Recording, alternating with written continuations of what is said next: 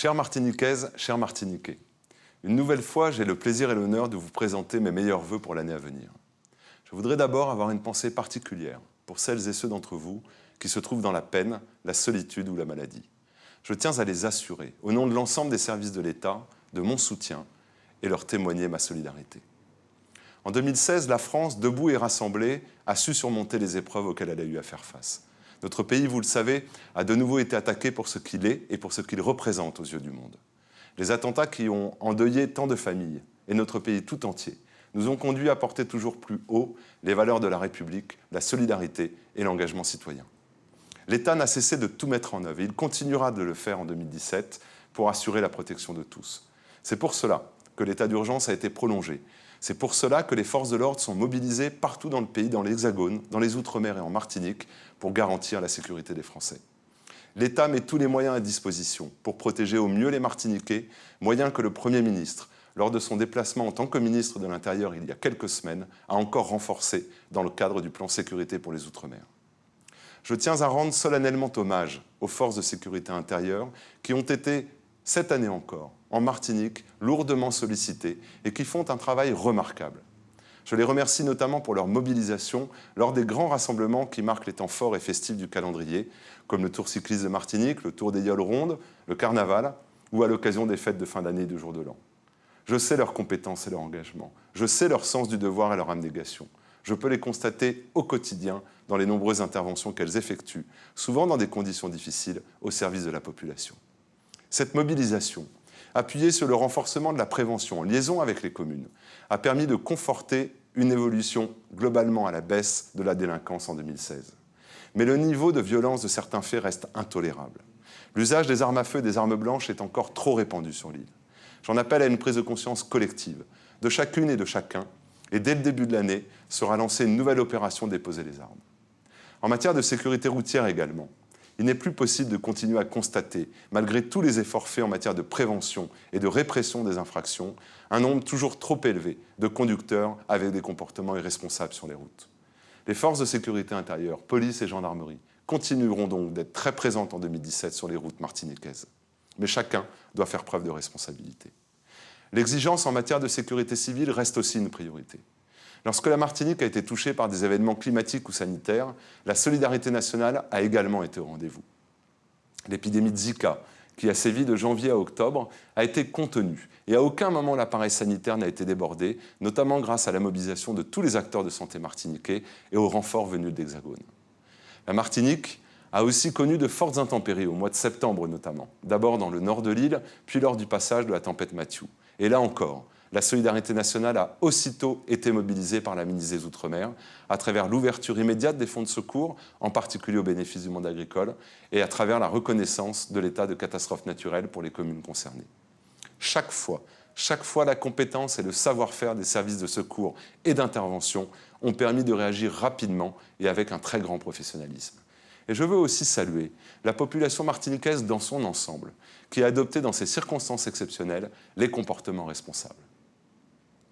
La solidarité nationale ne s'exerce pas uniquement dans des circonstances dramatiques ou exceptionnelles. Elle est à l'œuvre dans l'ensemble des politiques publiques. Dans tous les domaines, l'État a été présent et continuera de l'être en 2017 pour soutenir les initiatives innovantes, pour accompagner les partenaires publics ou privés, mais également pour proposer des dynamiques qui progressivement portent leurs fruits. C'est le cas en matière d'emploi. Le chômage en Martinique diminue. Le nombre de demandeurs d'emploi a baissé de 10% depuis 2013. Cette diminution est d'ailleurs encore plus marquée pour les jeunes, moins 30% depuis cette même date. Et cette tendance se consolide dans la durée. Les derniers chiffres de Pôle emploi le confirment. Le nombre de demandeurs d'emploi a baissé de 6% sur un an et cette diminution dépasse même 16% pour les jeunes de moins de 25 ans. Cette évolution est bien sûr liée à un contexte général de reprise d'activité économique et c'est tant mieux. Mais elle est aussi fondée sur la mobilisation des dispositifs d'aide mis en place par l'État en termes de soutien à la compétitivité des entreprises et d'aide à l'embauche. En Martinique, des actions innovantes comme la mise en place de médiateurs économiques ou de guichets uniques ont également été lancées afin de renforcer encore plus l'impact des dispositifs nationaux. Ces actions n'ont qu'un seul objectif, le développement de l'activité et donc la création d'emplois dans le secteur marchand. La lutte contre le chômage, qui se situe encore à des niveaux supérieurs à la moyenne nationale, continuera d'être la priorité. Le combat pour l'égalité entre les femmes et les hommes n'est pas terminé. La lutte contre la pauvreté doit elle aussi continuer à s'intensifier. Oui, beaucoup reste à faire. Et cela ne pourra se faire qu'ensemble, en s'appuyant sur la richesse que constituent en termes d'innovation et de création de richesses et d'emplois les petites et moyennes entreprises martiniquaises. L'action de l'État en 2016 a enfin été placée sous le signe du partenariat avec l'ensemble des collectivités territoriales. C'est cette démarche qui prévaut en matière d'aménagement du territoire. C'est cette démarche qui prévaut dans le cadre de la mise en œuvre du contrat de plan État-région ou dans la gestion des fonds européens, ou encore en matière de logement, en partenariat avec les communes et les bailleurs sociaux. L'effort en matière de logement a été à la hauteur de l'enjeu voulu et fixé par la ministre des Outre-mer dans le cadre du plan logement Outre-mer. En Martinique, ce sont plus de 1100 logements financés cette année, soit 400 de plus qu'en 2015. Enfin, en 2016, l'État a continué d'accompagner les collectivités dans un contexte marqué par des changements institutionnels importants, avec notamment la montée en puissance des intercommunalités, mais également la création de la nouvelle collectivité territoriale de Martinique, partenaire incontournable de l'État dans de nombreuses politiques publiques et gestionnaire, depuis le 1er janvier dernier, d'une grande partie des fonds européens. Chers Martiniquais, chers Martiniquais, je souhaite pour finir partager avec vous un message de confiance et d'audace. Confiance car une nation qui se projette, qui a de l'ambition pour sa jeunesse, pour son territoire, pour son avenir. C'est une nation où règne l'espérance et la volonté collective et partagée de progrès. Nous avons des atouts sur lesquels nous pouvons nous appuyer. Nous avons une jeunesse sur l'ensemble du territoire français, singulièrement en Martinique, qui innove, qui est curieuse, qui a envie de s'engager dans le monde associatif, dans le monde professionnel, et qui a envie de jouer pleinement et activement son rôle citoyen.